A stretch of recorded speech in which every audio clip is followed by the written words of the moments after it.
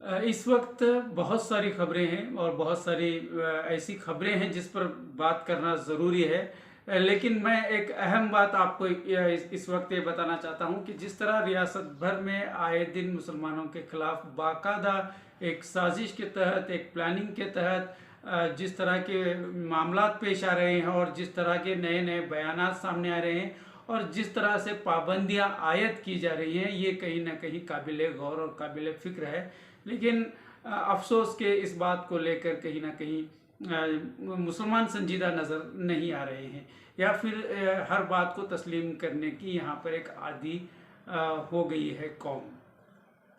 तो खैर, इस वक्त की अगर अहम बात हम की कहें तो वो ये है कि सबसे पहले तो हिजाब का एक बड़ा मुद्दा रियासत कर्नाटक से शुरू हुआ। हिजाब का मुद्दे ने किस किस तरह से उसमें नए नए मोड़ आते गए और किस तरह से इसको बहुत ज़्यादा हवा दी गई।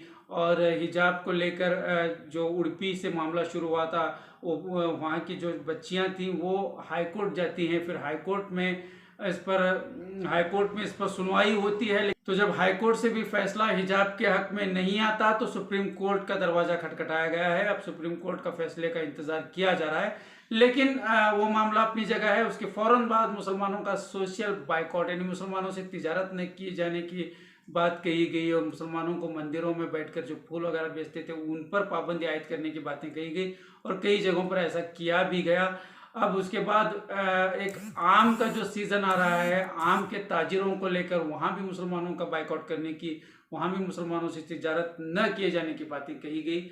उसके बाद हलाल और झटका गोश्त को लेकर और एक बड़ा मुद्दा इस वक्त सामने आया है और इस पर काफ़ी सियासत भी हो रही है, काफ़ी बहस हो रही है।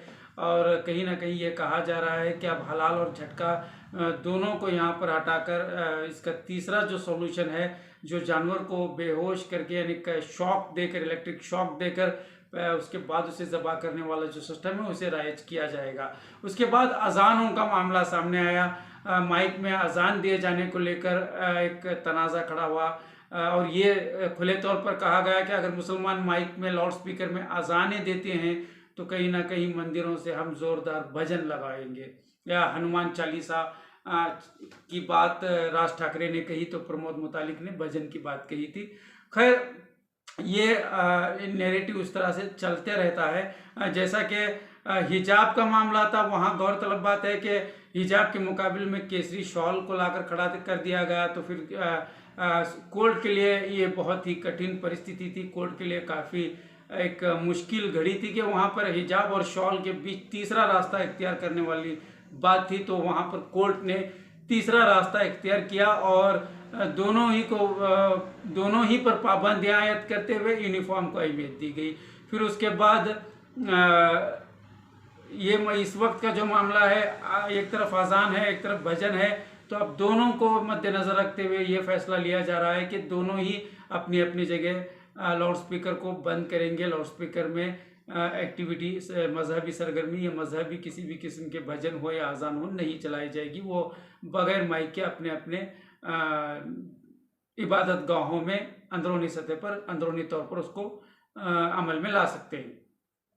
तो यहाँ पर ये देखने को मिलता है कि हर एक मुद्दे पर वहाँ मुकाबिल में एक चीज़ खड़ी कर दी जाती है। और जिस तरह से हलाल का मामला है कि एक तरफ हलाल का मुद्दा था तो वहाँ उसके सामने झटका लाकर खड़ा कर दिया गया। तो अब एक फैसला करने वालों के लिए बिल्कुल आम सी बात है कि ना झटका ना हलाल, अब इस पर जो है हम करेंगे इलेक्ट्रिक शॉक वाली बात। तो हर चीज़ में यही होता है कि जब आपकी किसी चीज़ पर बैन लगानी होती है तो उसके मुकाबले में एक चीज़ खड़ी कर दी जाती है, फिर फ़ौरन उसका दरमियानी रास्ता इख्तियार कर लिया जाता है। इस वक्त अजानों को लेकर नोटिस जारी कर दी गई है। मस्जिदों और चर्च और मंदिरों को भी नोटिस जारी कर दी गई है और ये कहा गया है कि सुबह के 10 बजे से पहले किसी भी इबादत गाह में, वो चाहे मंदिर हो, चर्च हो या मस्जिद हो, लाउड स्पीकर या स्पीकर का इस्तेमाल नहीं किया जाएगा।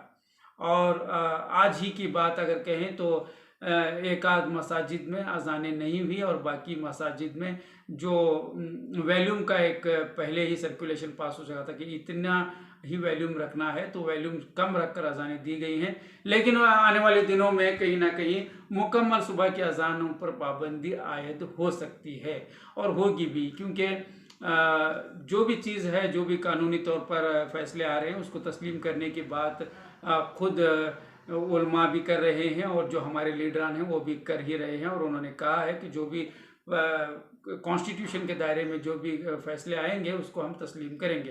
तो अजान भी कॉन्स्टिट्यूशन ही के दायरे में अगर आएगी तो इस पर भी पाबंदी को हम तस्लीम करेंगे और कर भी लिया गया है। नया नहीं है, 2001 के एक्ट के तहत इसको बताया जा रहा है कि बहुत पहले ही सुबह 10 बजे से कबल लाउड स्पीकर के इस्तेमाल पर पाबंदी आयद की गई है। ये अलग बात के कोर्ट के इस फैसले पर अमल नहीं किया जा रहा था, तो इस वक्त उस पर अमल होगा। इस वक्त इससे भी बढ़कर अब यही मुद्दे और मामले यहीं पर नहीं हैं। हर रोज सुबह होते ही एक नया मुद्दा सुनने को मिलता है। एक मखसूस समाज या मुसलमानों के खिलाफ हर रोज एक नई साजिश, रोज एक नया मुद्दा खड़ा किया जा रहा है और इसको लेकर कहीं ना कहीं एक सियासत हो भी रही है और इसको इम्प्लीमेंट भी किया जा रहा है। लेकिन यहाँ पर मुसलमान मुसलसल हर चीज़ को तस्लीम करते हुए खामोशी से कबूल कर रहे हैं, यानी ये एक अमन का पैगाम दिया जा रहा है। और जिस तरह से कहा जाता है कि मुसलमान जो है अमन पसंद है, तो वो मुसलमान हर चीज़ को तस्लीम करते हुए अमन की बात कर रहे हैं, जो कि बहुत ही अच्छी बात है इस वक्त। और आज इससे आगे जैसा मैंने कहा कि हर रोज़ एक नई बात सामने आ रही है, तो इससे आगे इस वक्त की एक बड़ी बात यह है कि आज प्रमोद मुतालिक ने बेलगाम में एक नया बयान दिया है और उन्होंने कहा है कि वक्फ बोर्ड को बैन कर दिया जाएगा। वक्फ बोर्ड को, जी हाँ, वक्फ बोर्ड को बैन कर देना चाहिए उन्होंने कहा, और उसके लिए खास तहरीक श्री राम सेना की जानिब से वो चलाएंगे, इसकी बात भी उन्होंने कही। और उन्होंने कहा कि 1991 में कांग्रेस ने वक्फ बोर्ड का आगाज किया था। वक्फ की रेलवे के बाद और आर्मी के बाद सबसे बड़ी ज़मीन अगर किसी की है तो वक्फ बोर्ड के तहत आने वाली ज़मीनें हैं। लेकिन उन्होंने कहा है कि इस पर भी वो पाबंदियाँ आयद करेंगे और वक्फ बोर्ड को बैन किया जाएगा। तो इस तहरीक को चलाने की उन्होंने अनकरीब इस तहरीक को चलाकर और इस पर हुकूमत को अर्जदाश्त पेश करने की बात प्रमोद मुतालिक ने बेलगाम में प्रेस कॉन्फ्रेंस के दौरान कही है। तो खैर ये भी कोई बड़ा मुद्दा या गौर करने वाला मुद्दा तो है नहीं। ऐसे कई मुद्दे आते रहेंगे और इसको मुसलमान जो है बिल्कुल आसानी से इसे तस्लीम भी कर रहे हैं। और यहाँ पर एक अहम बात है, खैर ये सारी चीज़ें अपनी जगह थी। यहाँ पर एक अहम बात यह है कि बहुत सारे लोग यस इंडिया को कमेंट करके ये कहते हैं कि आप हमेशा हमारे ही लोगों को टारगेट बनाकर बात करते हैं या उलमा पर बात कर रहे हैं, आप आरएसएस और बीजेपी पर क्यों नहीं बोलते। तो जो हजरात इस तरह के कमेंट कर रहे हैं उनको चाहिए कि यस इंडिया के साबिका वीडियोस में जाकर देखें कि हमने हर एक के खिलाफ बोला है, वो आरएसएस हो या बीजेपी हो या कांग्रेस हो या जो भी पार्टी हो या जो भी तंजीम हो। जब जब जुल्म हुआ है, जब जब गलत कारनामे हुए, हमने उस पर बोला ज़रूर है। हाँ, लेकिन ख़ासकर उलमा और मुसलमानों के लीडरान पर हम बोलते हैं या सवाल करते हैं तो आपको शुक्रिया अदा करना चाहिए, क्योंकि हर कोई मुसलमानों का एक छोटे बच्चे से लेकर एक बुज़ुर्ग तक भी आरएसएस को ही अपना दुश्मन समझता है। लेकिन अफसोस की बात कि अपने अंदर जो कुछ खामियां हैं इस पर नज़र हमारी नहीं है। तो आपको शुक्रिया अदा करना चाहिए कि एक आध चैनल वाले हम आपके लिए अपने ही कौम से सवाल कर रहे हैं। किसी शायर ने कहा था कि तू इधर उधर की बिना बात कर, ये बता कि काफिला क्यों लुटा, मुझे रहजनों से गिला नहीं, तेरी रहबरी का सवाल है। आज जिसे हमने रहबर माना, क्योंकि आरएसएस पर तो हम जितना बोलना है बोलेंगे, लेकिन आरएसएस से उतने वो सवालात नहीं करेंगे जो उलमा से या जो हमारे लीडरान से कर रहे हैं। क्योंकि आरएसएस ने तो हमें कोई फलाह बहबूदी का भरोसा नहीं दिया था। हमारे कौम के रहबर होने का तो दावा आरएसएस ने नहीं किया था। हमारे कौम के रहबर होने का दावा जिन्होंने किया था, जिन पर हमें भरोसा था और जिन्होंने हमें भरोसा दिलाया था, उनसे सवाल करना लाजमी है। और कौम ने अपना सरमाया भी इन पर लुटाया है, तो इनसे सवाल करना लाजमी है। क्योंकि जब जब बुरे हालात आते हैं उस वक्त आप कौम का साथ छोड़ दोगे तो फिर कौम कहाँ जाएगी। इस वक्त अगर आम मुसलमानों की बात की जाए तो मेले में गुम होने वाले बच्चे की जो कैफियत होती है, इस तरह से एक मुसलमान की हालत है कि ये मतलब ये है कि इसका कोई पुरसाने हाल नहीं है। तो इसमें आरएसएस से सवाल कैसे करेंगे हम क्या ये शिकायत करें कि आप मुसलमानों के हमदर्द बन जाएं, आप मुसलमानों को हक दिलाएं, इंसाफ दिलाएं? ये सवाल तो उलमा ही से करेंगे ना, उलमा ही से करना पड़ेगा हमें कि आपने जो भरोसा, जो आप पर भरोसा था कौम को, तो वो भरोसे के तहत आप कौम की रहबरी करें। हमें रहजनों से गिला नहीं है, लेकिन रहबरी का सवाल है। तो हमारी बातों को समझने की कोशिश करें। हमें किसी से जाति दुश्मनी या खानदानी दुश्मनी तो है नहीं कि हमारा उनसे कुछ लेना देना हो या पुराने बाप दादा की ज़माने की दुश्मनी हो, ऐसा कुछ नहीं है। सवाल इसलिए भी करना पड़ता है कि पूरी कौम का मसला है। और शुक्र अदा करें इस बात का कि आप लोग कोई सवाल करने की हिम्मत नहीं रखते, तो हम सवाल कर रहे हैं और सवाल करना जायज़ भी है। हर उर्दू कलमकार आज उलमा से सवाल कर रहा है, उलमा की उन तंजीमों से सवाल कर रहा है जो कल तक अपने आप को मुसलमानों का मसीहा बताने की कोशिश कर रहे थे और अपने आप को लीडर तस्लीम कर रहे थे। तो इनसे सवाल जायज़ है। इन सारे मसाइल पर आपका क्या रद्द अमल है, इसकी कोई आपने सफाई नहीं दी, आप दे भी नहीं रहे हो, तो सवाल तो बनता है। लेकिन हमारा काम है कि हम आरएसएस से भी सवाल करेंगे, बीजेपी से भी करेंगे, कांग्रेस से भी करेंगे।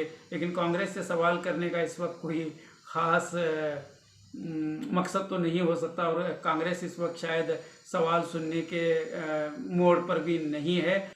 तो खैर, इस तरह के बहुत सारे मुद्दे इस वक्त चल रहे हैं और आने वाले दिनों में और नए मुद्दे आएंगे और नए मसाइल खड़े होंगे।